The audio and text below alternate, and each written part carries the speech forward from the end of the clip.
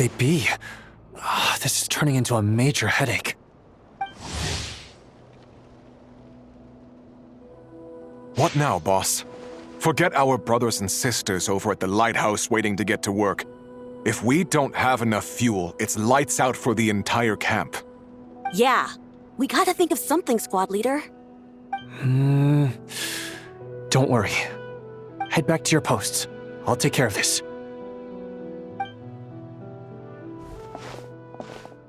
Traveler, Paimon, good to see you. Hey there, Lua! Why is everyone gathered here at the entrance? It's fine. Just a minor issue, really. And I'm already on the case. Come on, Lua! You're always trying to fix things by yourself on the down low. Just tell us, it couldn't hurt. Or is it because you're too embarrassed to say? No way. I just don't want everyone in town worrying about things that I can handle on my own. But since you're both part of the investigation squad now, I won't treat you like outsiders. Still, this isn't exactly the place for a chat. Come on in. I'll tell you more inside.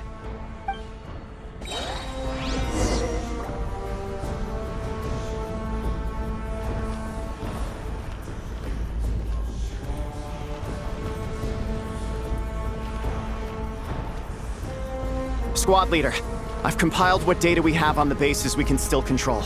My report is over at the command post. Got it. Thanks, Roland.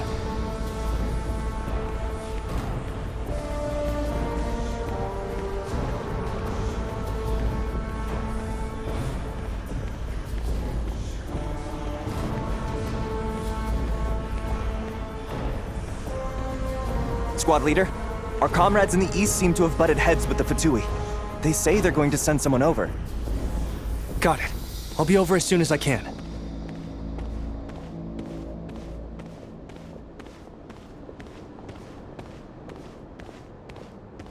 Jeez, Lua! Are you always this busy? Recently, yes. There's just so much work to catch up on.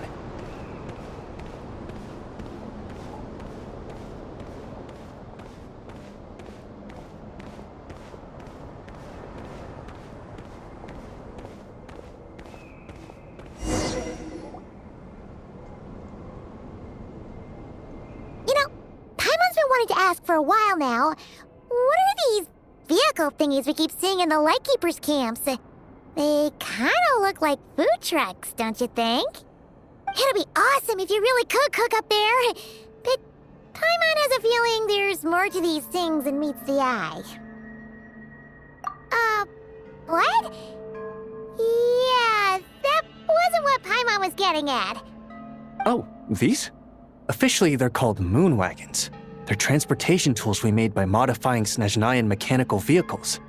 You can think of them as Kuvaki-powered mobile lighthouses. They're not quick by any means, but they save us a whole lot of trouble and manpower when it comes to transporting supplies. As for cooking functionality, I hadn't actually given that any thought. But you know, if we did install a toaster in there... Oh, no. Filling stomachs is a key part of a Ratnik's duties, too. Thanks for reminding me of that, Paimon. A proper food truck would save us from having to build makeshift stone stoves just to eat a hot meal. Right? And that way, you could even hold your own bonfire parties, too! Except, everyone does seem really busy. Not sure they'd be in the mood for that. Actually, I really hope that one day we can. Just the thought of it makes me smile. But that day will have to wait. For now, at least. Yeah, it's all because of the wild hunt, isn't it? Yes. Flint's did send word from the south that the strongest wild hunt anomaly we know of has been destroyed with your help. But it continues to cause havoc elsewhere, so there's no easing off for us. Not only must we shore up our bases themselves, we also need to ensure that the roads are clear, which entails dispatching Ratniki at regular intervals to patrol vast areas of land. Whew. Just listening to all that is kind of tiring already. You Lightkeepers sure have it tough. And that's just the basics. The real danger lies with those wild hunt outbreaks that suddenly just appear out of nowhere. Such tasks are all handled by Gramps, Flynn's, Olaf, and those guys. I can't have Gramps fretting over every last thing, so I've taken over handling of the groundwork. Honestly, compared to our shortage of manpower, supply prep is nothing. To continue on the topic of food, even the best cook in the world couldn't do anything without ingredients. Over the years, many of our former bases have fallen into disrepair, making them ill-suited for long-term postings. At the moment, everyone has to shuttle back and forth between our camps and HQ, leading to fewer and fewer people available for combat deployments. Yup, and that's turning this place into a permanent base. And most importantly, what's a Lightkeeper stronghold without a lighthouse? So, you want to build one here? Exactly. We'll need it if we're to stand any chance against the Wild Hunt attacks. Which is easy to say, but in practice, I think you've seen enough to know it's not going too smoothly. Oh, right! Paimon almost forgot that we were here to help. So, what's the issue? Well, building our encampment will require lots of fuel and supplies. Generally, we bring it all in on moon wagons all the way from Pyramida. If only it were so simple. The main problem is, we need a special kind of oil refined using Kuvaki. It's true that the plants nearby are full of Kuvaki, and they'll keep us going. For a while at least. But supplying the fuel for a lighthouse is a whole other ballgame. Unfortunately though, there's been no sign of the supplies that should have arrived last night. Valdis is in charge of transport, and he's always been meticulous, so it's unlikely that he got careless and missed the timing or something. And that's precisely why I'm worried that they might have encountered some trouble. Yeah, there's always a way out of every jam. Even if that means being trapped inside a sealed barrel or getting buried neck deep. Surely this can't be any worse than that. Don't tell me that's actually happened. I guess I underestimated you two again. Anyway, we can have a look around. Maybe they've just lost their way. Maybe so. Anyway, there's no time to lose, so follow me. Yep, let's move!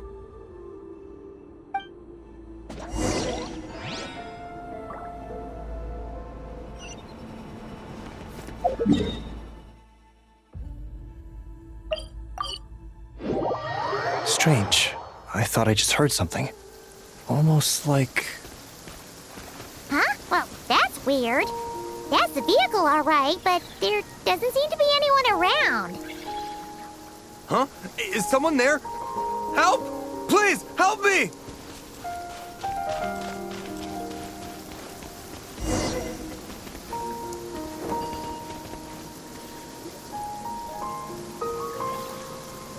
Squad leader! Thank the gods you're here! Please, help me! Valdis, how did you end up here? It's a long story, but the barrier created by these mandragoras can't be broken from inside, so I've been stuck in here for almost the whole day.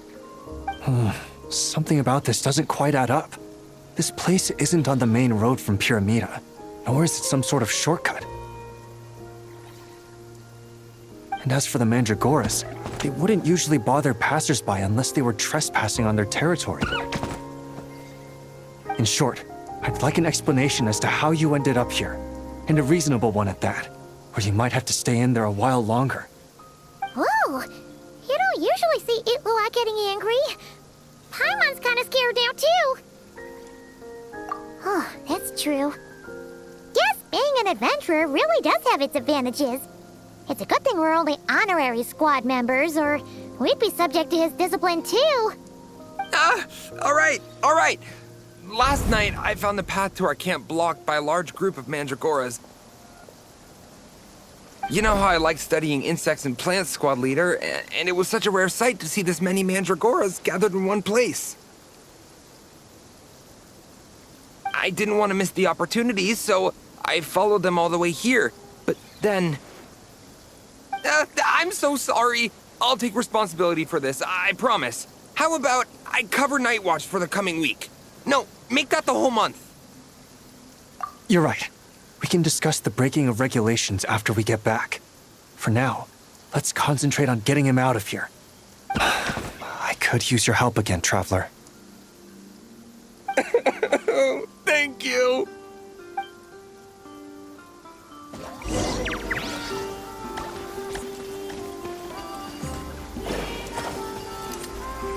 You're in my sights.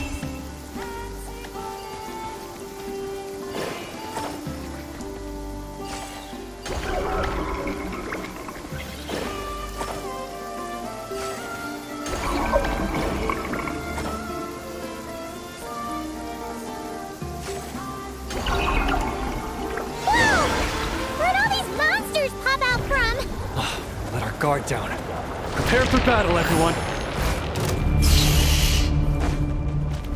While the light shines bright.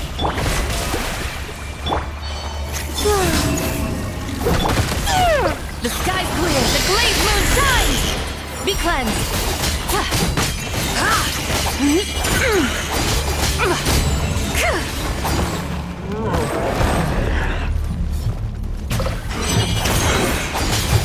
Smite the dust! Divine light, shield them! Be gone, Shadow of Darkness! Gotta hold fast! Go get him, Aiden! May I... Remain converge! Surge!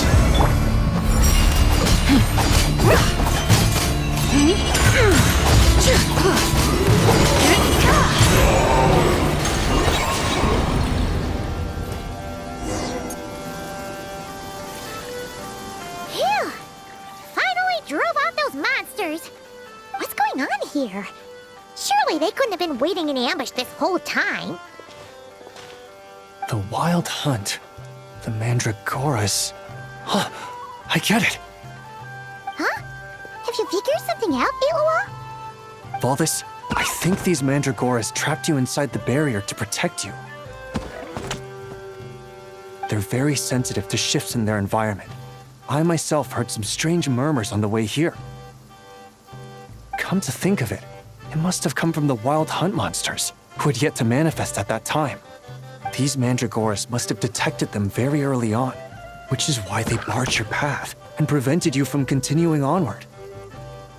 Only to have you follow them anyway, leaving them no choice but to trap you here for your protection. I see. So that's what was going on. No wonder they refused to leave the area. They probably only protected you because they detected the scent of grass and flowers on your person. Perhaps because of all the time you spend around them. Either way, thank you both. There doesn't seem to be any further danger.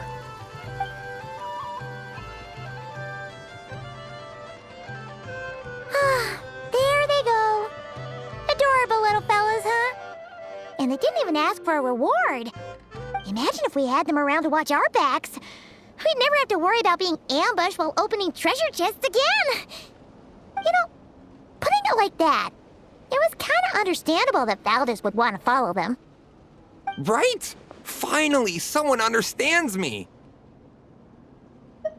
I know, I'm sorry. I'll take whatever's coming to me. All right, now that we've got him out, let's head back. The others are probably starting to worry.